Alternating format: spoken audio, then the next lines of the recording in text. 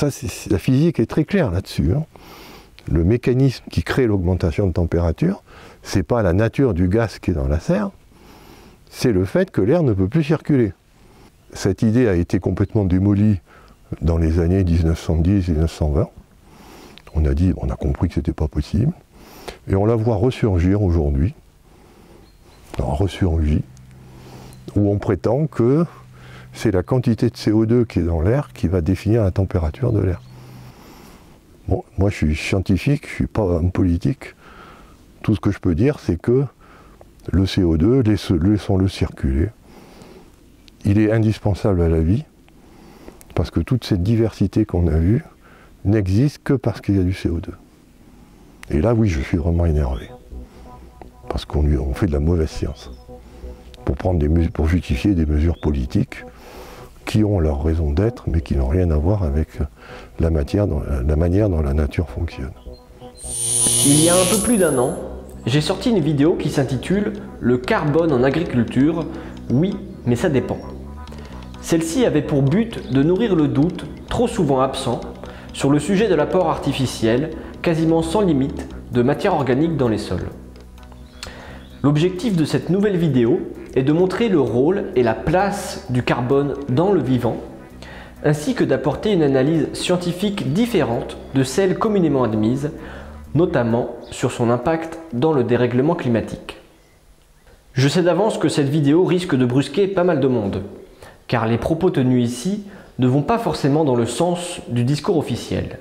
Mais il me semble important, voire nécessaire, que les oppositions puissent se faire entendre pour permettre à chacun d'entre nous de développer son esprit critique et d'évoluer en conscience.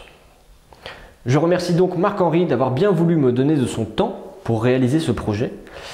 N'hésitez pas à partager la vidéo et si le cœur vous en dit, à me soutenir sur Tipeee, le lien est dans la description. Je vous dis à très bientôt pour la prochaine vidéo et d'ici là, portez-vous bien.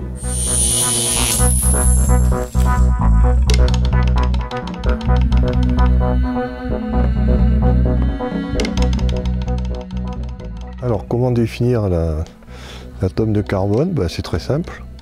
Si on prend la classification périodique des éléments, ils ont chacun un numéro atomique qui va de 1 à 92 pour les éléments naturels, et ensuite qui peut aller au-delà de 92 pour ce qu'on appelle les éléments artificiels radioactifs. Donc le carbone, si mes souvenirs sont bons, c'est le numéro 6. Ça, c'est une définition purement quantique, puisque je vous rappelle qu'en physique quantique, on n'utilise que des nombres entiers.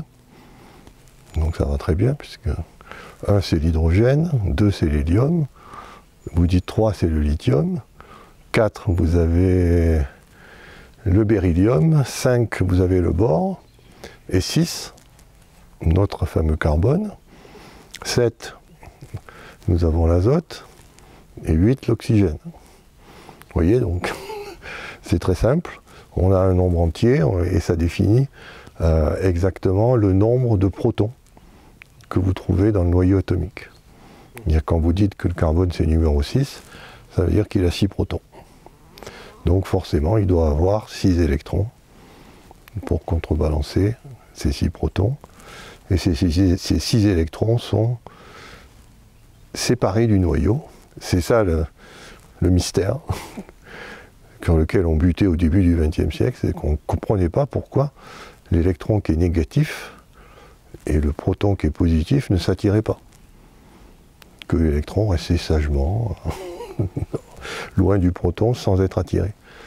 Donc maintenant qu'on a cette science qu'est la physique quantique, on comprend pourquoi. Et c'est comme ça qu'il a fallu dire que la matière finalement n'existait pas. Il faut voir l'aspect ondulatoire. Et à partir du moment où vous prenez l'aspect ondulatoire de la matière, ça s'explique très facilement. Cette anomalie de pourquoi l'électron n'est pas attiré par le proton, mais reste sagement à une distance qui est à peu près de ce qu'on appelle un angstrom en chimie, c'est 0,1 nanomètre. Donc nanomètre, c'est milliardième de mètre. Voilà, donc ça c'est la définition que donnerait un chimiste. Ensuite, on peut le voir aussi sous une autre façon. C'est en chimie, tout est une affaire d'électrons. C'est-à-dire que les noyaux n'ont aucun rôle à jouer. Ils sont des acteurs passifs. Sauf un noyau, l'hydrogène, lorsqu'il est lié à un autre noyau qui est l'oxygène. C'est-à-dire quand on a de l'eau. Là, il se passe des choses très, très importantes. Et c'est la seule substance où le noyau hydrogène participe à la chimie, au même titre que l'électron. Mais dans toutes les autres substances, l'hydrogène est sagement accroché sur le noyau et ne participe pas. Toutes les propriétés viennent des électrons, qui eux se déplacent. Et on a cette notion de ce qu'on appelle le degré d'oxydation, c'est-à-dire que c'est encore un chiffre, mais celui-là il peut être positif ou négatif. Alors, il varie d'une valeur positive ou négative. Alors, je vais prendre des exemples. Voilà, donc avant d'aller au carbone, je vais prendre l'oxygène. Pourquoi? Parce que l'oxygène définit une molécule, comme on l'a vu dans une autre très importante, la molécule d'eau. Et voilà ce que c'est que le degré d'oxydation. Ici, par exemple, on a un degré d'oxydation -2. Pourquoi? Parce que l'hydrogène est toujours supposé avoir le degré d'oxydation +1. Donc comme j'ai 2 hydrogènes, 1 + 1 = 2, et comme la molécule doit être neutre, ça veut dire que l'oxygène a un degré d'oxydation de -2. Ici, j'ai ce qu'on appelle l'eau oxygénée. C'est une forme réduite de l'oxygène.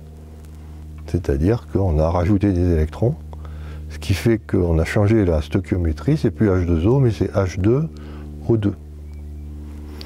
Et si on regarde, maintenant, il n'y a qu'un hydrogène plus 1, un hydrogène plus 1, ça fait 2, pour 2 oxygènes, donc ça fait -1. Ici, c'était -2, là, on est passé à -1. C'est comme ça qu'on sait que pour passer de l'eau à l'eau oxygénée, il faut amener des électrons. Pour passer de -2 à -1. Et puis dans la dernière molécule, il n'y a pas d'hydrogène, donc c'est 0. Donc -2, -1, 0. Et l'oxygène a cette caractéristique, c'est que c'est ces 3 degrés d'oxydation principaux. Soit il est -1, soit il est -2, soit il est 0. Donc c'est finalement assez pauvre. Ce qui fait qu'on a très vite fait le tour de la chimie de l'oxygène. C'est assez simple. Maintenant, si on prend le carbone. Alors ici, je suis désolé, j'avais plus de boule noire, donc j'ai mis une boule bleue, mais c'est du carbone aussi. Donc là, vous avez la forme la plus réduite du carbone, qu'on appelle le méthane. Là, vous avez la forme la plus oxydée, qui est donc le CO2. Alors là aussi, on peut raisonner en ce qu'on appelle les degrés d'oxydation. Et, comme toujours, l'hydrogène est plus 1. Toujours. 1, 2, 3, 4. Comme la molécule est neutre, ça veut dire que le carbone ici est -4. Donc on démarre non pas de -2 comme pour l'oxygène, mais de -4. Donc on voit qu'on est allé un petit peu plus loin. Ici, il n'y a pas d'hydrogène. Par contre, on applique la règle que l'oxygène est toujours -2. Et donc -2, ça fait -4. Comme le CO2 doit être neutre, pour neutraliser cette charge de -4 qui vient des oxygènes, il faut qu'il soit +4. Donc là, vous avez du carbone -4, le méthane. Là, vous avez du carbone +4, le dioxyde de carbone. Ou CO2. CO2. Alors évidemment, si vous avez -4, si vous avez +4, alors là, j'ai pas assez de boules, mais on pourrait mettre des modèles pour chaque degré d'oxydation. Je vais -3, -2, -1, 0, +1, +2, +3 et +4. C'est-à-dire qu'alors que j'ai 3 degrés d'oxydation pour l'oxygène, j'en ai 8 pour le carbone. Et si vous regardez dans tous les éléments de la table périodique de Mendeleïev, c'est l'élément qui a le plus grand degré d'oxydation possible. Tous les autres éléments ont des degrés d'oxydation, des fourchettes plus réduites. Le carbone a cette caractéristique, c'est qu'il a un degré d'oxydation qui peut aller de -4 à +4. Et dans ces 2 degrés d'oxydation extrême, méthane et CO2, il est gazeux. Ces molécules sont des gaz. Par contre, dans les états intermédiaires, ce n'est plus gazeux. On a en général soit des liquides, soit des solides. Et les gaz sont limités au degré d'oxydation extrême. Donc ça, c'est une des raisons pour lesquelles la chimie du carbone est intéressante. C'est parce qu'on a une infinité de combinaisons possibles. Et comme je vous l'ai dit, tout ça, ça se joue avec des électrons. C'est-à-dire, c'est suivant la quantité d'électrons dont on dispose qu'on va faire tous ces degrés d'oxydation qui vont de -4 à +4. Alors, ça, c'est ce qu'il faut retenir. C'est qu'à ce niveau-là, la chimie du carbone est très simple. C'est que si vous n'avez pas d'électrons, vous avez ça, le CO2, dioxyde de carbone. Si vous êtes bourré d'électrons, vous avez ça, le méthane. Ça, c'est quand j'ai plein d'électrons. Ça, c'est quand j'en ai pas du tout. Ah, évidemment, quand j'en ai un petit peu, mais pas trop, ben ça va faire toute la diversité de ce qu'on appelle la chimie organique du carbone. Alors, c'est ce qu'on va appeler le carbone, qui est un très mauvais terme, puisque le carbone, c'est un élément. Et en général, quand les gens parlent du carbone, ou de matière carbonée, c'est du carbone plus autre chose. Donc très souvent de l'hydrogène, de l'oxygène, de l'azote, du phosphore et du soufre. Alors c'est facile à retenir, ça fait CHOMPS. Vous dites CHOMPS, et vous avez la matière organique, dans toute sa généralité. Tout ce qui n'est pas CHOMPS est qualifié de minéral. Par exemple, le chlorure de sodium, NaCl, c'est pas CHOMPS. Donc ça, c'est du sel, ça c'est qualifié de minéral. Par contre, tout ce qui contient du carbone, de l'hydrogène, de l'oxygène, de l'azote, du soufre et du phosphore, sont des éléments qui sont compatibles entre eux et qui vont ce qu'on appelle polymériser. Alors, j'ai pris ici un exemple. Voilà, vous la regardez comme ça. On voit en noir c'est du carbone, en rouge c'est de l'oxygène, en blanc c'est de l'hydrogène. Donc on a chon. On n'a pas le oups. On a juste chon. Ça s'appelle le sucre. Donc c'est une forme carbonée. Et si vous regardez, c'est ni plus ni moins que ça. Parce qu'on a le noir, on a le rouge, la seule chose qu'on a rajouté, c'est le blanc. Et le blanc vient du fait qu'on a rajouté à ça des électrons.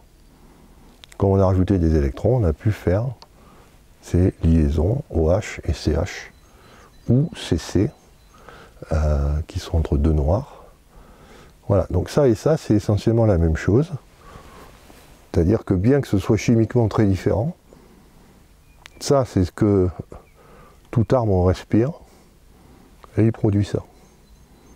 C'est-à-dire qu'il fixe le CO2, et il va chercher des électrons qui viennent de la molécule d'eau.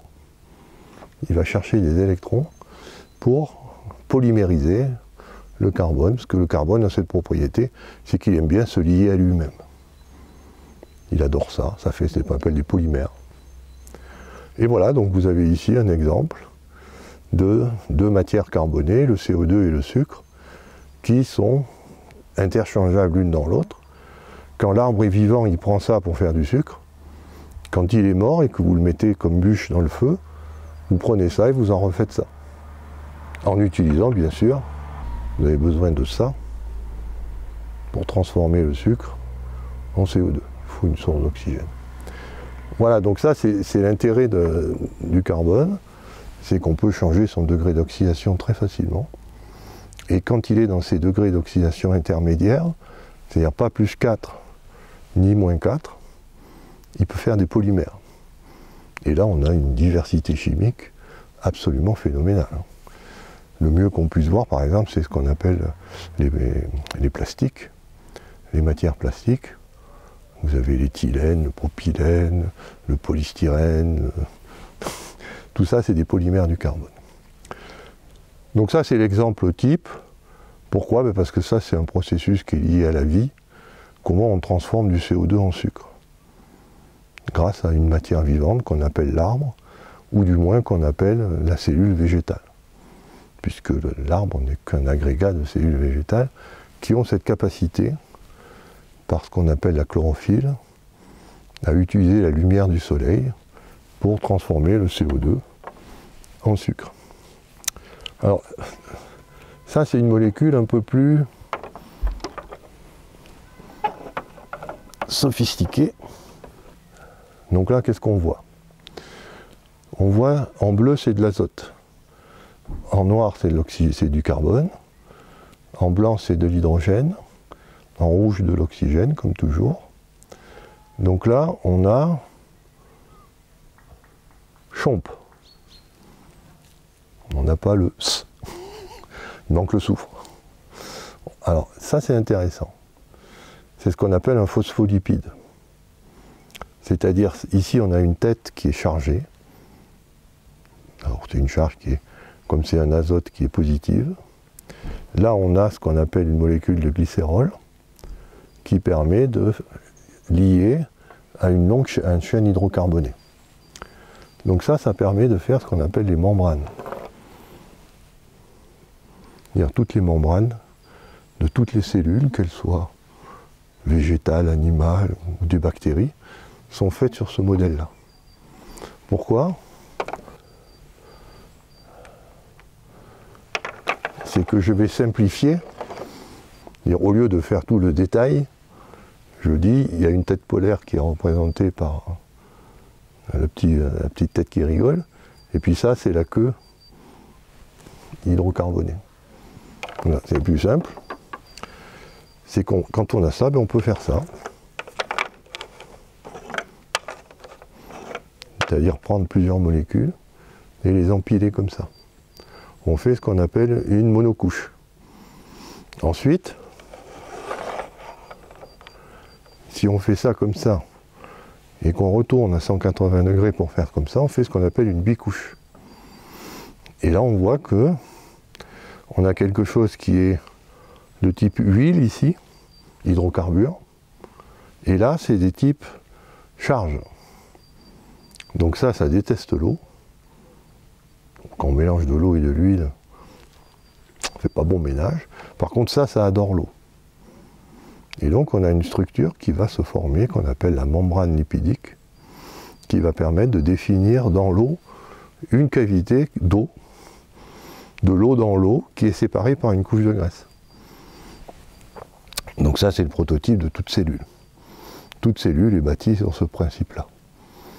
Un phospholipide, avec une tête polaire, une chaîne hydrocarbonée lipophile, et cette double couche qui émerge spontanément. Et encore une fois, bon ça on n'en a pas parlé dans la vidéo consacrée à l'eau, mais c'est l'eau qui est responsable de cette structure. Si je n'avais pas d'eau, j'aurais de l'huile. C'est parce que j'ai de l'eau qu'on crée cette membrane lipidique. Donc on retrouve ici le rôle fondamental que joue la molécule d'eau. Voilà, et puis la dernière chose qu'il faut, voilà celle-là. Ça c'est ce qu'on appelle un acide aminé. Pourquoi acide? Parce qu'ici vous avez une fonction acide. Là vous avez la fonction amine avec l'azote. Et là j'ai mis, parce qu'il faut quand même parler un peu du soufre. Donc là j'ai pris un exemple de soufre. La molécule ça s'appelle, je crois, la méthionine. C'est un acide aminé, c'est-à-dire il y en a une vingtaine en tout. Et ça a la particularité de pouvoir s'associer par la partie acide et la partie amine. On fait des polymères. Donc là, bon, comme il y en a 20 et je n'ai pas assez de modèles, j'ai pris un collier avec différentes formes géométriques. Chaque forme géométrique correspond à un acide aminé. Et là, vous avez ce qu'on appelle une protéine. Et de nouveau, on va retrouver l'eau. C'est que cette protéine, qui est une suite, un long polymère d'acide aminé, va se replier dans l'eau suivant une conformation très caractéristique. Suivant la composition de la chaîne, c'est l'eau qui va replier la protéine. Et une protéine qui n'est pas repliée n'a aucune activité enzymatique. Dès qu'on la met dans l'eau, elle se replie, elle crée des cavités. Et dans ces cavités, on peut faire de la chimie. On a ce qu'on appelle une enzyme. Et là, vous avez la base de la matière vivante. De la graisse, de l'huile, de l'eau et évidemment une matière carbonée. Voilà, donc on voit que ça fait déjà beaucoup d'espèces, mais il y en a encore plus. Donc si on voulait les lister toutes, il ne faudrait pas une interview de 45 minutes, mais il faudrait un cours de 6 mois de chimie organique. C'est ce que vous apprenez à l'université, en cours de chimie organique. Il faut au moins 6 mois d'études pour comprendre toute la diversité de la matière carbonée.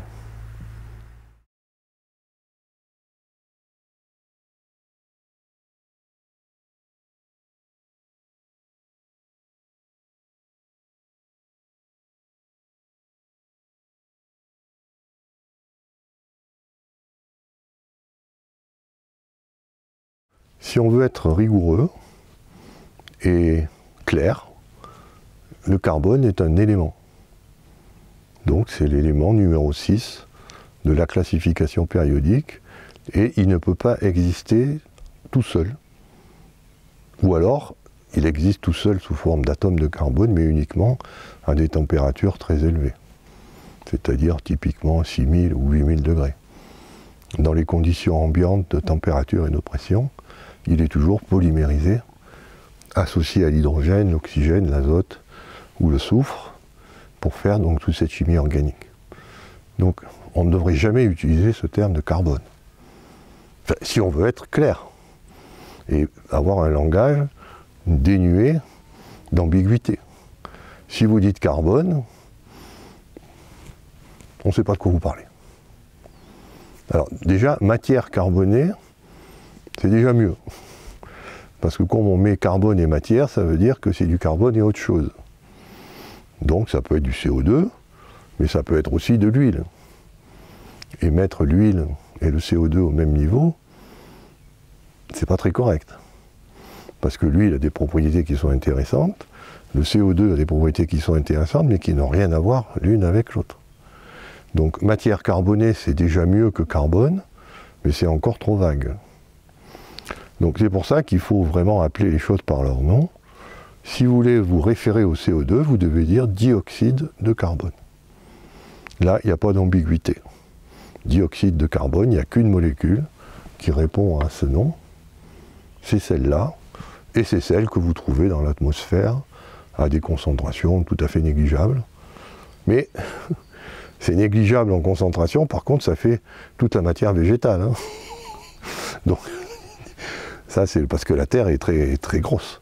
Elle fait 10 puissance 24 kg, donc même s'il y a très peu de CO2 dans l'atmosphère, il y a beaucoup de possibilités, on peut faire une énorme quantité de matière végétale avec ce CO2, grâce à la chlorophylle et à la lumière du soleil. Voilà, donc si on veut être clair et net, on doit parler de dioxyde de carbone, et le reste, on doit appeler ça par leur nom, c'est-à-dire que soit on parle de phospholipides, si on fait référence à la molécule qui permet de faire les membranes des cellules, soit on parle de glucose, qui est la molécule qui permet de faire qu'on appelle le sucre, de façon, et qui est bien sûr du CO2 transformé. Hein. Mais si on veut être clair, c'est du glucose, c'est le sucre, et le sucre n'a rien à voir avec le CO2, mis à part qu'il a fallu partir de CO2 pour faire du sucre. Mais une fois qu'on a le sucre, ça n'a plus aucun rapport avec le CO2. Alors sauf si vous essayez de diaboliser le CO2, vous allez dire que le sucre est une forme séquestrée du CO2. Vous allez parler de séquestration. Mais ça c'est parce que vous voulez mettre en évidence le rôle supposé être négatif du CO2. Alors ça c'est une vieille idée qui remonte à un chimiste qui s'appelait Svante Arrhenius, qui était un prix Nobel de chimie au début du XXe siècle. Au début du XXe siècle, on est à l'explosion de ce qu'on appelle la révolution industrielle. C'est-à-dire qu'avant la révolution industrielle, on produisait quasiment pas de CO2. Et puis, quand on a commencé la révolution industrielle, on s'est mis à balancer du CO2 dans l'atmosphère, en veux-tu, en voilà. Et il y a des scientifiques qui, dans les années 1900, se sont posé la question, est-ce que ça pose un problème de balancer du CO2 comme ça dans l'atmosphère, alors que normalement ce CO2 est sous d'autres formes, sous forme de sucre, de phospholipides, d'acides aminés. Là, on détruit tout ça pour le libérer. Donc est arrivée l'idée que le CO2 pouvait être un problème pour ce qu'on appelle le changement climatique. Alors cette idée a tout de suite été démontée, elle a été ridiculisée même. Ça ne peut pas tenir la route, pour deux raisons essentielles. C'est que le mécanisme qui était évoqué par Svante Arrhenius, et c'est les gens qui suivaient son raisonnement, c'est lié à ce que tous les paysans connaissent, du moins ceux qui font de l'agriculture sous serre. C'est-à-dire on met une bâche de plastique et du coup il fait plus chaud dans la serre qu'en dehors de la serre. Alors que la température, le simple fait de mettre la bâche, de faire la serre, fait qu'on augmente de température à l'intérieur. D'où le nom effet de serre. C'est ça qu'on appelle. Et l'idée était très simple, et d'ailleurs trop simple. Et ce qui est incroyable, c'est qu'on la retrouve aujourd'hui, mais elle est complètement débile à la base, c'est de dire, la Terre, c'est comme du plastique. C'est-à-dire la Terre, c'est un endroit qui est entouré d'une atmosphère. Et comme l'atmosphère ne peut pas s'échapper dans l'espace, elle est retenue par la gravitation terrestre, on retrouve l'équivalent d'une serre. Bon. L'idée ne peut pas tenir pour deux raisons. La première, c'est qu'il n'y a pas de plastique autour de la Terre, donc l'analogie avec une serre est très douteuse. Et la deuxième raison, et la plus fondamentale, c'est qu'on sait très bien quel est le mécanisme qui permet à la température d'augmenter dans la serre, c'est qu'on arrête la convection. L'air ne peut plus circuler. Et c'est parce que l'air ne peut plus circuler que ça chauffe. Ça, la physique est très claire là-dessus. Hein. Le mécanisme qui crée l'augmentation de température, c'est pas la nature du gaz qui est dans la serre, c'est le fait que l'air ne peut plus circuler. Comme il ne peut plus circuler, il ne peut plus évacuer la chaleur qui est en excès, qui arrive parce que le soleil lui tape, et donc, comme les chaleurs ne peuvent plus être évacuées, la température augmente. Sauf que, expliquez-moi, sur Terre, où est l'absence de convection? Dans l'atmosphère terrestre, il n'y a que de la convection. C'est-à-dire qu'il n'y a aucun mécanisme qui empêche la convection. D'où cette simple idée que c'est la nature chimique de l'atmosphère qui gouverne la température est débile. D'un point de vue physique, parce qu'il y aura toujours de la convection sur Terre. Et la convection sur Terre, hein, ça s'appelle le vent, ça s'appelle les tempêtes, les ouragans, il y en a toujours. Donc voilà, on est à ce niveau-là. Cette idée a été complètement démolie dans les années 1910-1920. On a dit, on a compris que ce n'était pas possible. Et on la voit ressurgir aujourd'hui. Ressurgit. Où on prétend que c'est la quantité de CO2 qui est dans l'air qui va définir la température de l'air. En invoquant ce fameux effet de serre, sachant qu'il y a de la convection sur Terre et que le CO2 est en quantité infime. Et par contre, si on voulait, imaginons que cet effet de serre soit réel, c'est pas le CO2 qu'il faudrait regarder, c'est l'eau. Parce que l'eau aussi a la propriété de laisser passer l'ultraviolet, parce qu'il chauffe, et de retenir l'infrarouge, tout comme le CO2.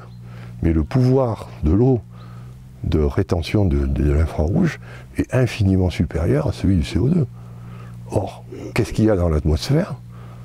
Autant du CO2, il y en a 0,03 ou 4%. La vapeur d'eau, c'est quasiment 89% de l'atmosphère.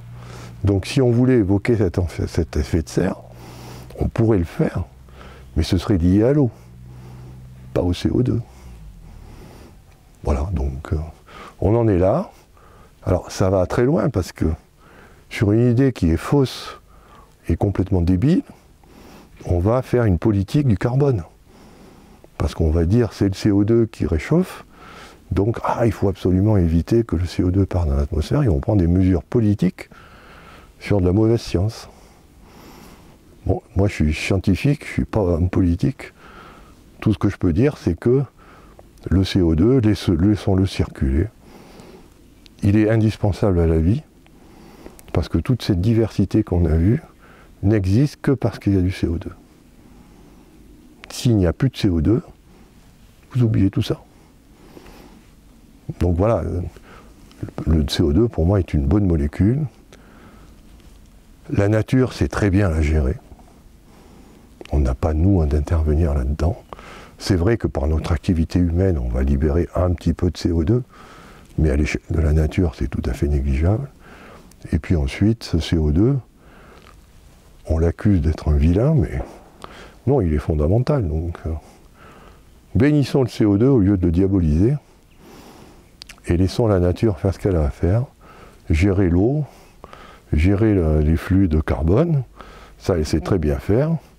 Et là où je suis des fois, mais vraiment, bon allez, je vais être gentil, atterré, pour ne pas dire scandalisé, c'est quand on nous dit « il y a du CO2, il faut arrêter les émissions de CO2 et qu'on déforeste ». C'est complètement illogique. Si le CO2 est un vrai problème, on devrait tout faire pour augmenter les surfaces végétales. Dire le CO2 est un problème et déforester de manière massive, comme on le fait, c'est tout simplement débile. On n'est plus dans de la science, on est dans ce qu'on veut, mais ça n'a aucun sens. Et là, oui, je suis vraiment énervé. Parce qu'on fait de la mauvaise science. Pour justifier des mesures politiques qui ont leur raison d'être, mais qui n'ont rien à voir avec la manière dont la nature fonctionne. Enfin, je ne sais pas si vous avez remarqué, mais on vous dit, par exemple, on nous dit, il faut arrêter les voitures à essence.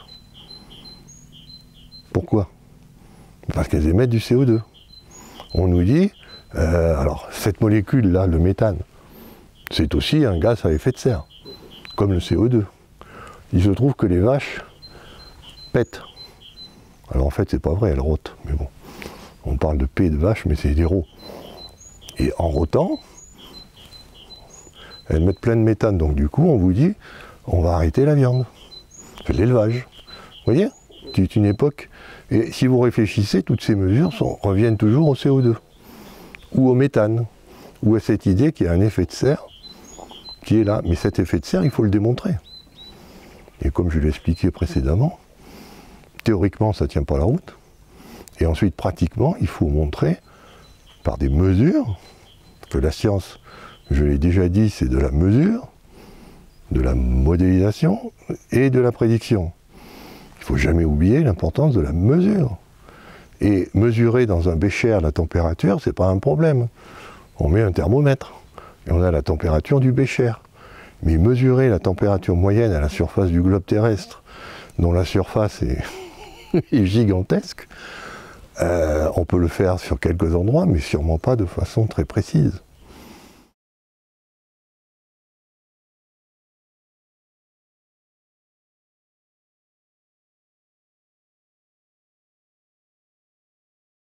La physique de la cohérence. Physique quantique. Physique quantique. Alors pour l'eau, oui. Pour la matière carbonée, non. Puisque pour moi, tout le comportement de la matière carbonée est lié au fait qu'elle a de l'eau. Par exemple, si vous voulez faire une bicouche lipidique, s'il n'y a pas d'eau, ça ne se fait pas. Il faut qu'il y ait de l'eau. Donc, la notion de bicouche lipidique telle qu'on l'enseigne en biologie, qui est la base de toute cellule, n'existe que parce qu'il y a de l'eau. Donc oui, l'eau a cette caractéristique pour comprendre sa propriété de mémorisation de l'information, il faut faire appel à la physique de la cohérence. Sinon, on ne comprend pas. Mais la matière carbonée, pas besoin de physique quantique pour la comprendre. Elle est simplement, on peut appliquer les lois de Newton et de Maxwell, et on arrive très bien à tout comprendre. Le seul truc qu'on n'arrive pas, c'est l'eau. Alors, comme il y a toujours des pinailleurs, je vais modérer un peu mon propos. C'est vrai qu'on a besoin de la physique quantique pour certaines formes très particulières du carbone, mais c'est du carbone à ce moment-là qui n'est pas associé à de l'hydrogène, de l'oxygène, c'est du carbone-carbone, associé à lui-même, ce qu'on appelle le graphite ou le graphène, qui ont des propriétés assez extraordinaires, qu'on découvre actuellement. Et là, oui, pour justifier les propriétés du graphène, on a besoin de la physique quantique, et peut-être de la physique quantique de la cohérence. Mais c'est dans un tout petit domaine. Hein. C'est-à-dire c'est lié au carbone à l'état pur, sous forme de monocouche de carbone. Parce que s'il n'y a pas la monocouche, on a ce qu'on appelle du graphite, et non plus du graphène. Et à ce moment-là, le graphite, on n'a pas besoin de la physique quantique pour expliquer ses propriétés. La physique classique suffit largement. Voilà, donc je dirais que si on nommait ces formes très particulières de carbone pur, sous forme de monocouche, à ce moment-là, on n'a pas besoin de la physique de la cohérence.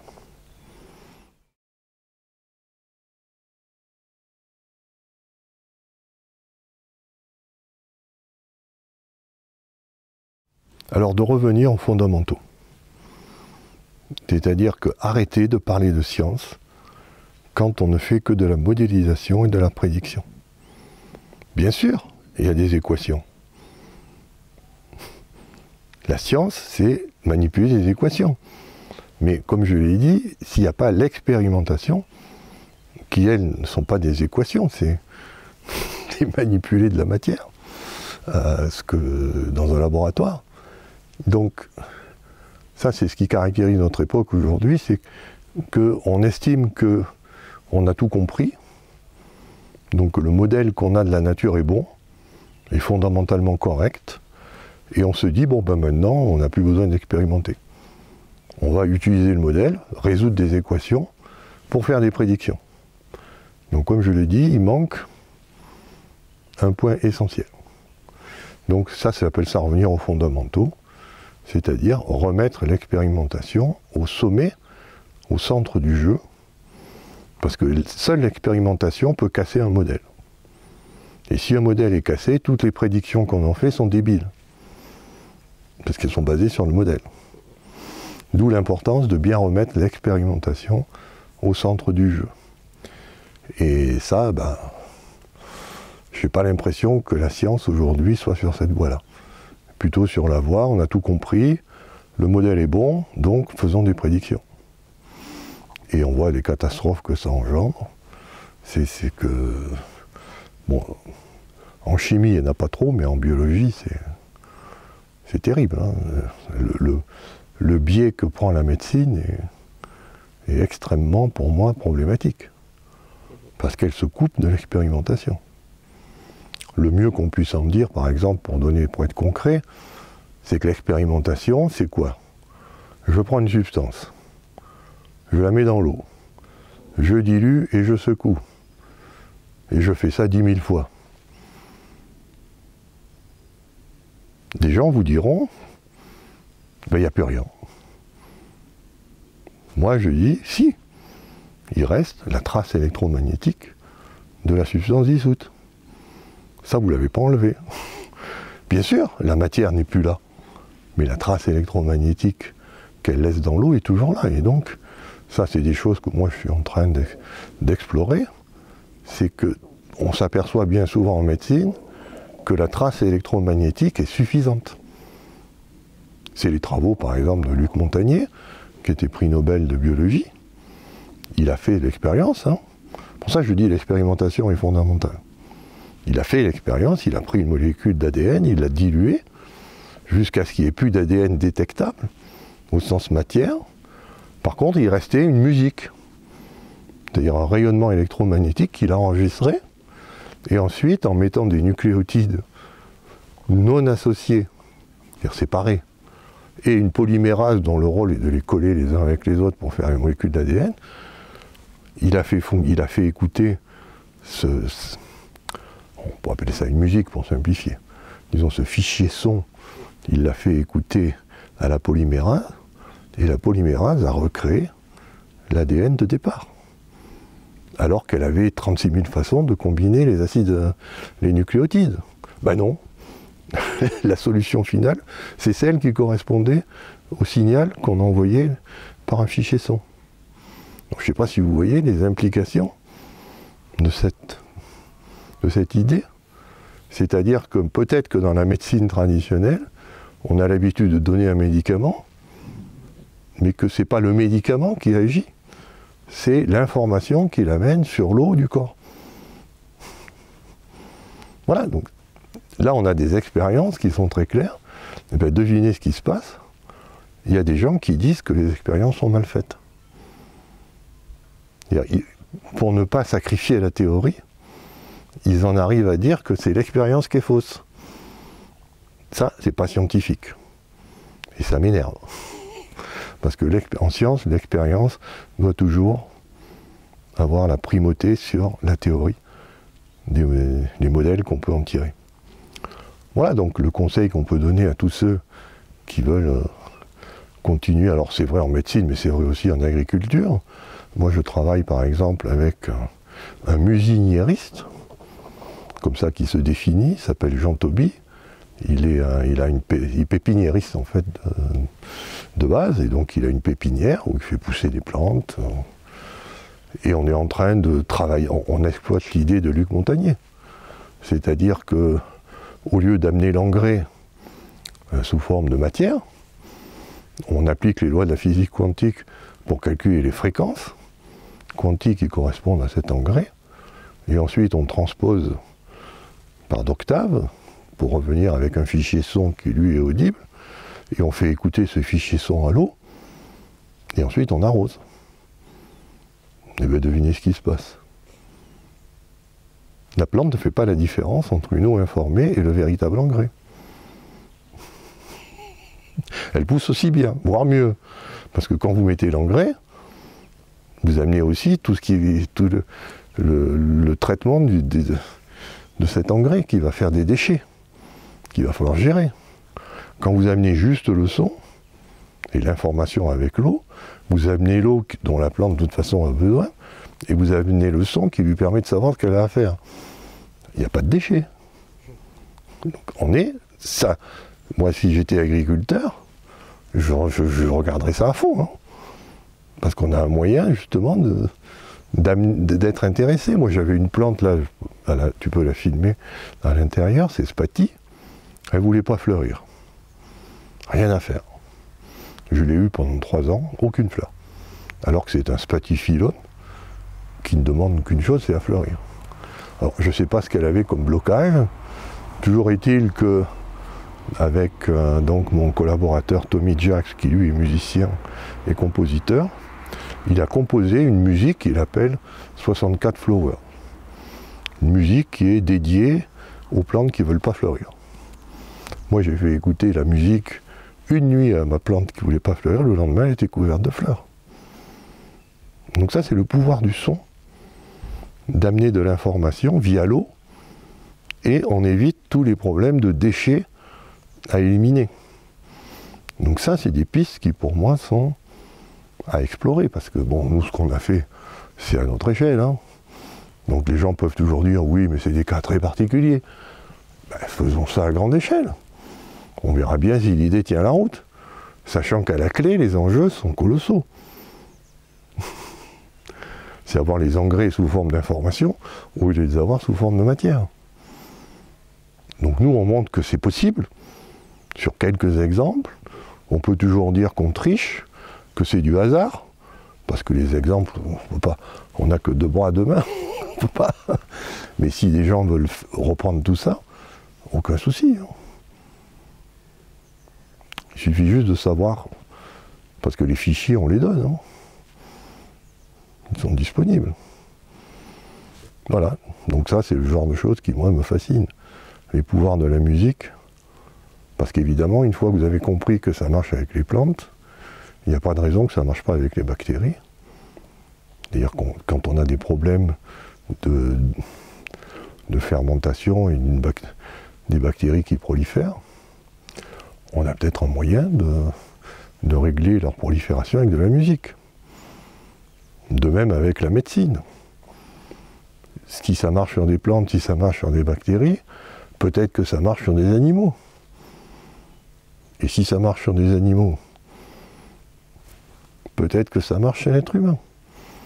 Et moi j'ai des exemples avec les musiques qu'on développe que, bon, encore une fois on va dire c'est un cas particulier, mais je trouve ça, moi ça me concerne parce que j'étais quelqu'un qui ne pouvait jamais pleurer. Jamais. J'étais très insensible, qui est une qualité quand on est scientifique qui est intéressante. De ne pas être émotif. C'est-à-dire de mettre les émotions de côté pour faire juste de la science et rien d'autre. C'est une qualité. Et puis depuis que je développe ces musiques au diapason de l'eau, je me mets à pleurer comme une madeleine, sans raison. Donc il y a quelque chose chez moi qui a changé. Et ça, je m'en rends bien compte. On a réussi à sortir des gens du coma. Alors, encore une fois, c'est que des cas particuliers, mais tout ça demande à être systématisé, encadré, et puis on verra bien. C'est de l'expérimentation. C'est le début de la science. Bien sûr, l'expérimentation peut très bien dire, quand on va faire ça à grande échelle, ah bah oui, finalement ça ne marche pas. Et alors ? En attendant, on aura fait des expériences, on aura peut-être trouvé des choses intéressantes, qu'on n'aurait même pas imaginées si on n'avait pas fait ces expériences. Parce que ce qui est sûr, c'est que les modèles tels qu'ils sont diront que ça ne peut avoir qu'aucun effet. Et donc, si vous ne faites pas les expériences, vous allez toujours rester dans un domaine très restreint de la réalité. L'expérience, c'est justement ce qui nous permet de sortir, d'explorer la réalité dans sa totalité, et pas dans une toute petite partie. Bon voilà, ce sont que quelques exemples. Le son, la vibration, la musique, en agriculture, en médecine, sont des choses à développer pour moi.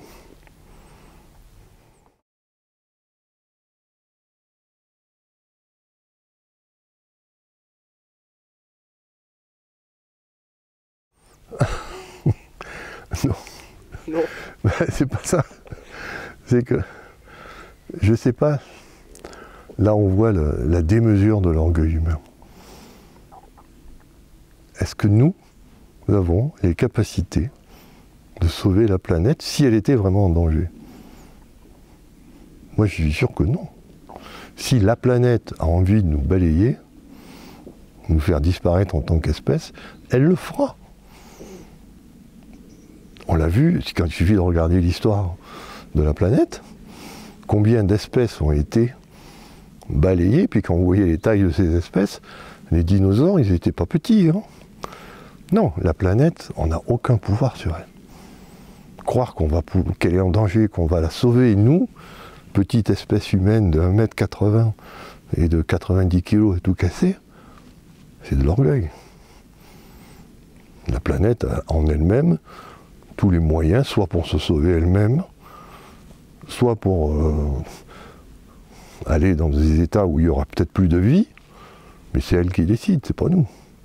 Et si elle a décidé, alors c'est pas forcément elle, parce que elle est aussi en contact avec le cosmos, le soleil, donc disons si tout ce système décide que la petite anomalie de vie sur Terre n'a plus lieu d'être, ben on disparaîtra.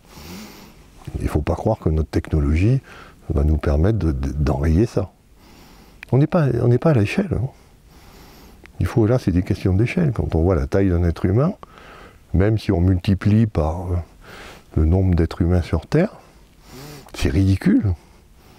Si par contre vous me dites, les bactéries décident de sauver la planète, là c'est déjà plus crédible. Parce que quand vous calculez le nombre de bactéries sur Terre, il y en a beaucoup. Et il y en a beaucoup plus que d'êtres humains. Donc oui, si les bactéries décident de sauver la planète, elles en ont les moyens, parce qu'elles ont le nombre qui est adéquat avec la taille de la planète. Mais nous, c'est pas la technique qui va nous sauver. Hein. Bon, enfin, ce n'est que mon opinion. Hein. Donc laissons la nature faire. L'expérience montre que la nature sait exactement ce qu'elle fait et qu'on n'a rien à lui apprendre.